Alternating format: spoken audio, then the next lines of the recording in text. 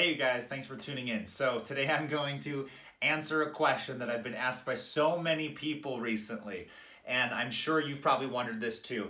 And people come up to me and they just say, you know what, Taylor?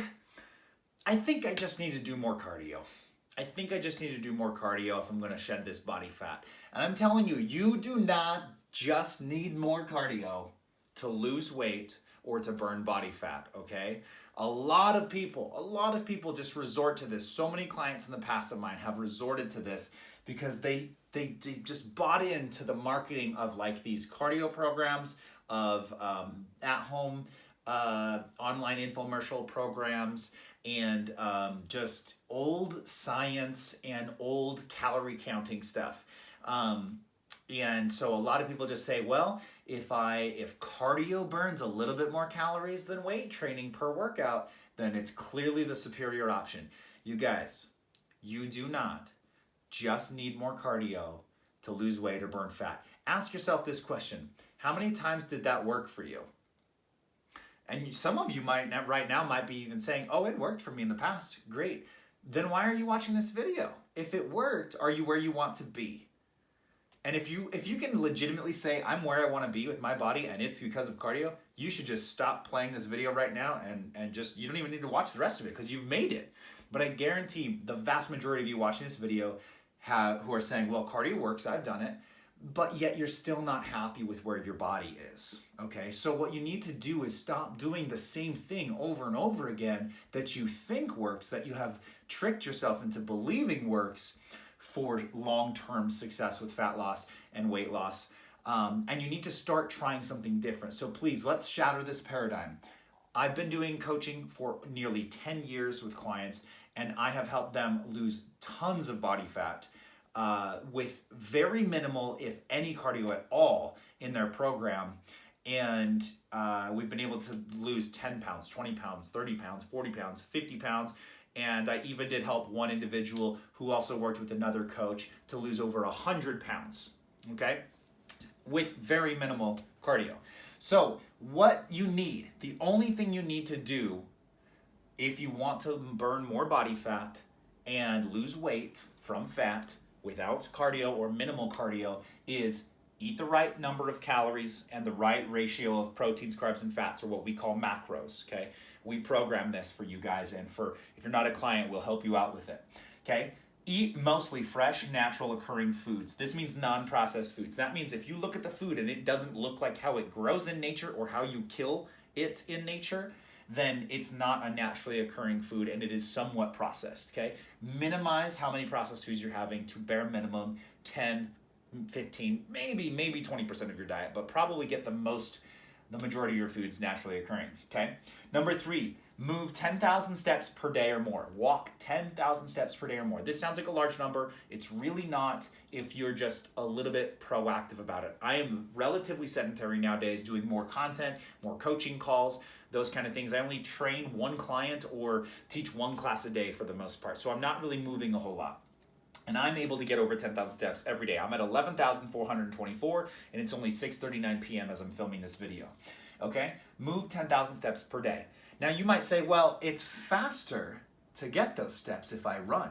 Yeah, you're right, but you would have to then schedule to go run and schedule to sweat and schedule to put your clothes on, and that would have to all be separate from your main workout, your main resistance-based workout, okay? When you could just move, I've gotten all these steps from just my day-to-day activity, okay? I did do my weight training workout, which does contribute some steps to this, but I have done 0 cardio today, and I'm at almost 12,000 steps. So you don't have to schedule this to be cardio, okay? It can just be movement.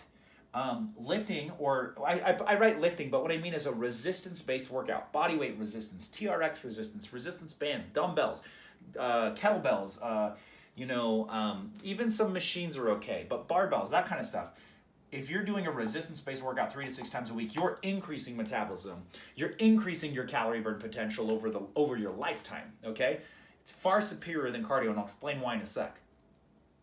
Number 5, don't drink a lot of alcohol or soda. I'm sure there's other rules we could throw in here, and there's probably a lot of programs that are like, don't eat this, don't eat that, like whatever, okay? I'm not here to tell you exactly what diet is the best, but what I'm telling you is these 2 culprits are really nasty in preventing people's fat loss and weight loss goals, okay? So keep these to a bare minimum. I say 3 drinks a week or less, or if you can cut it out entirely, just do that. You'll do yourself a favor, okay?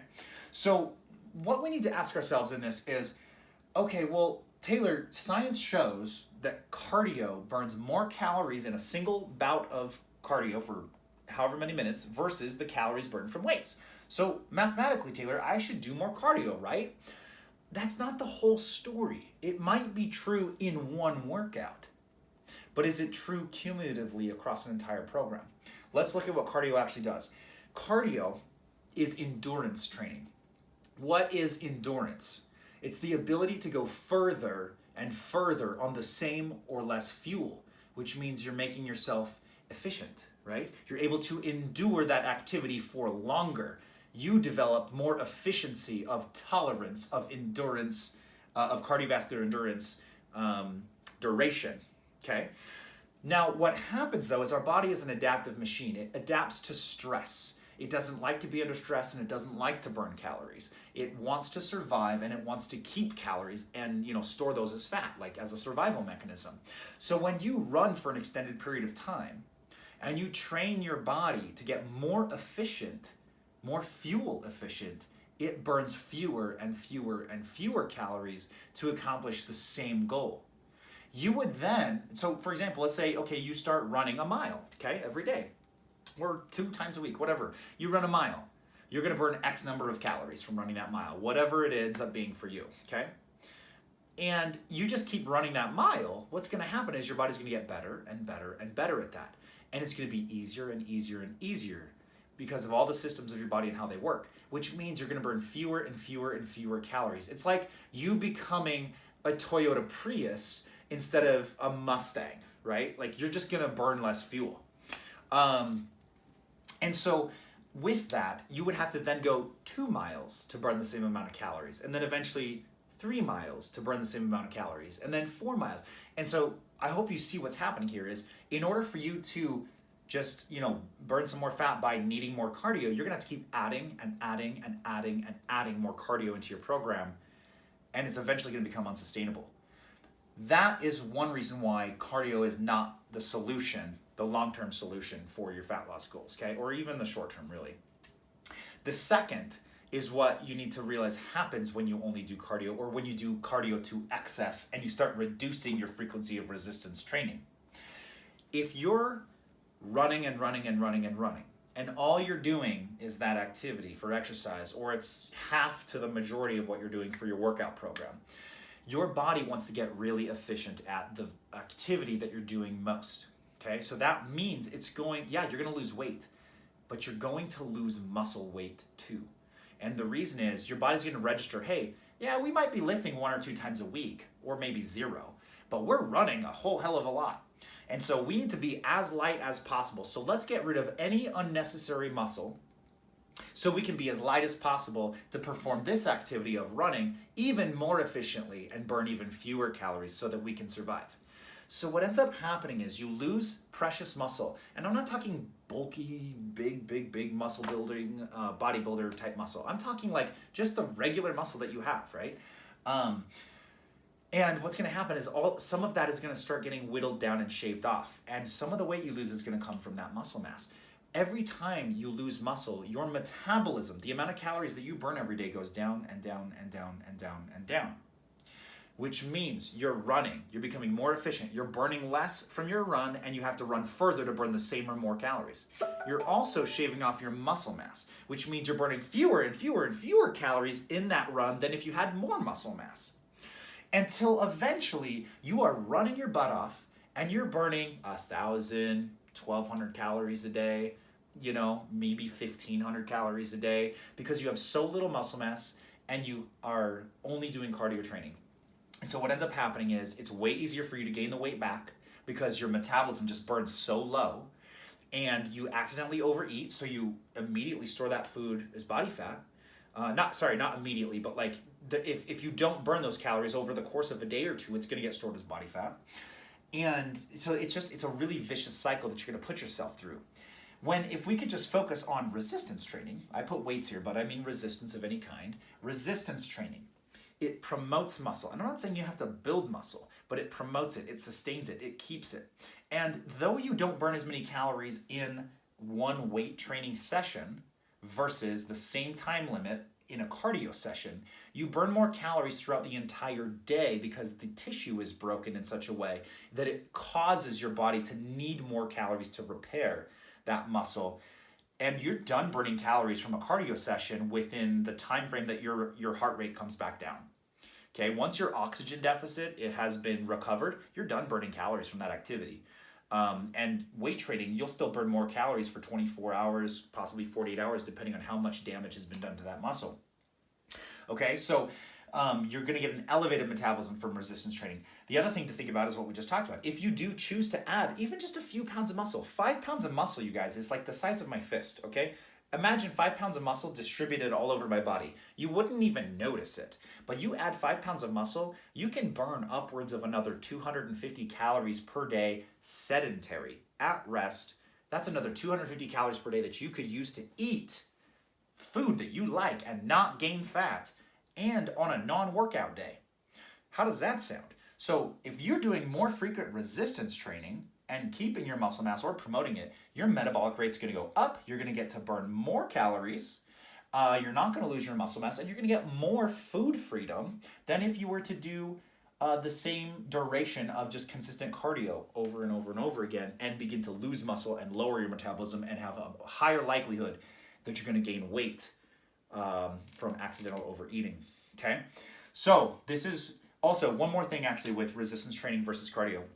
There was a study done on the benefits of weights versus cardio. This has been a big argument in our industry. So which one is better long term? Okay, so they took a group of people and they just had them do cardio only, and then they had a group of people and only do resistance training exercises. Okay, in the short term, the people who did cardio, they did see faster weight loss. They saw more rapid body fat reduction.